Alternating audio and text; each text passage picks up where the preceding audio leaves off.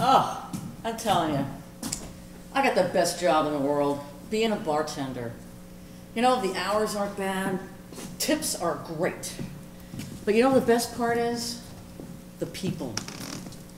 You know, the people who come to this bar, everybody's got a story to tell, you know, and they're all so interesting because the people are so interesting. I mean, we've got faggots, and we've got fairies, and we've got people who identify. I brought my wings? And here's my favorite fairy now. Hi, hi. Hi, baby. Good to see ya. Ditto. Oh, and here's my little pixie dust boy. My sweetheart. How's everybody? Very good. Oh, good. Oh. I got something for you, too. Your favorite, because you've been good boys. Oh, yes, we have. Hey, Joe. How you doing? Good to see you. Pretty good. I got your favorite. Well, hello. All right, everybody. Welcome to the Gallery, that infamous bar in downtown Providence. Are you ready? Hold on to your hats, hold on to your stockings, hold on to your seats. We have stories to tell. And to start our stories off, Lord Cynthia. Woo! Oh yes, give us a story. Come on. You know you want it. You know you do. You know you do.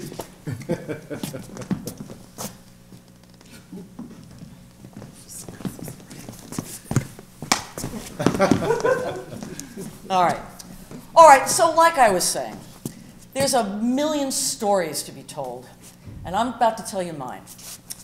We all know that there's a debate about whether it's nature or nurture in terms of being gay. Well, I'm here to tell you I was born this way, and here's my story.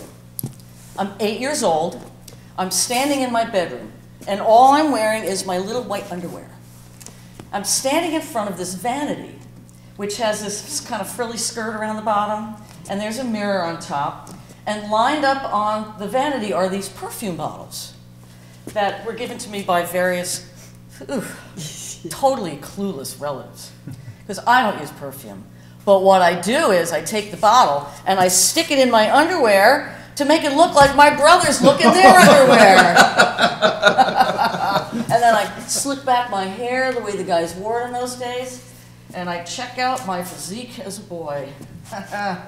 Ooh, bigger than my brothers.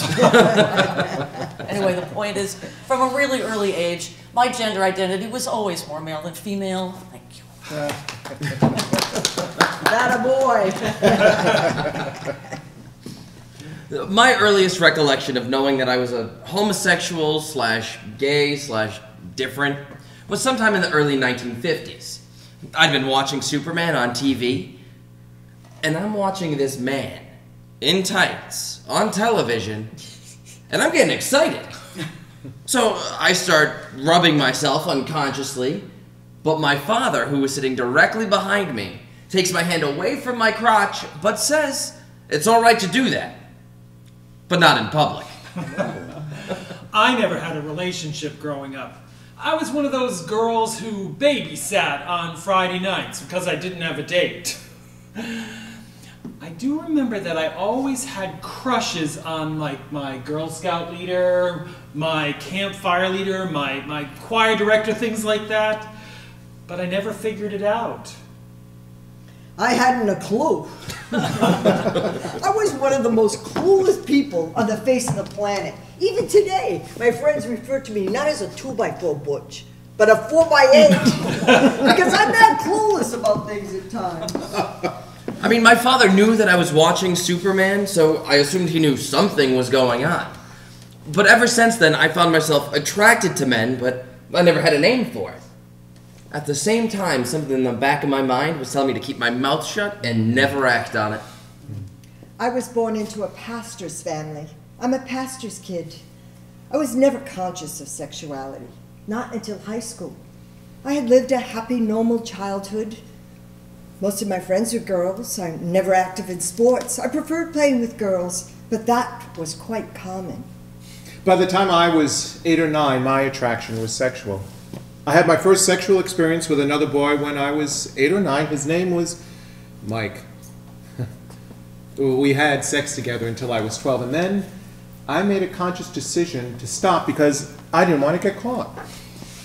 I wanted so much to be straight that I did not have any sexual relationship with anyone from that time with Mike when I was 12 until I was 34. When I went to college in 1962, I met a woman and fell head over heels. But I didn't know what it was. I didn't have a name for it. I didn't have a name for these feelings for another woman. But I remember the first time we heard that word lesbian. We were talking together and we said, well, what's a lesbian? Maybe a lesbian is someone who does what we do, but they don't love each other. They just do it for fun. That's what we thought. That's how we figured it out. My father passed away when I was 21. My parents were quite a bit older. I'm adopted, as both my younger sisters. So they didn't have, well, we didn't come into their life until they were a little bit older. And as much as I was a 2x4, 4x8, my mother was even worse. It took me 6 months after I came home from the service to explain to my mother what a gay person was. I had said something about gay people, and she said, oh, that's nice. I'm glad people are happy. I was like, no, Ma, we gotta talk. My name is Abe, and I was born in September 1924. I'll be 82 this year. I lived in Providence all my life. And when I was 16, I knew that I was gay, but I just sort of kept it in the closet. I never acted on it. Not until 1998. Not until I visited my nephew in San Francisco for the quilt convention. And then that same year, I was volunteering at Options, and I met my Ernie. But up until that time, I never acted on it. I never acted on my feelings.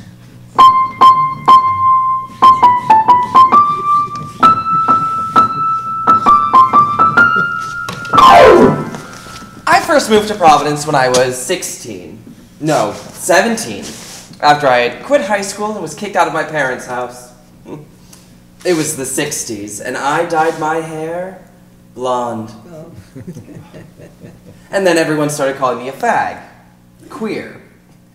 I was harassed in school. In high school, well, they would knock the books off my desk in class, or they would kick them out of my hands in the hallway. I loved school, I really did. But I just couldn't take the abuse anymore. Well, I had spoken to the principal to see if I could switch some of my classes, you know, get away from the kids harassing me. He wouldn't do it. I had no choice but to quit, otherwise I was going to go off the deep end and have a breakdown. You know, I really resent that, how my education was just taken away from me.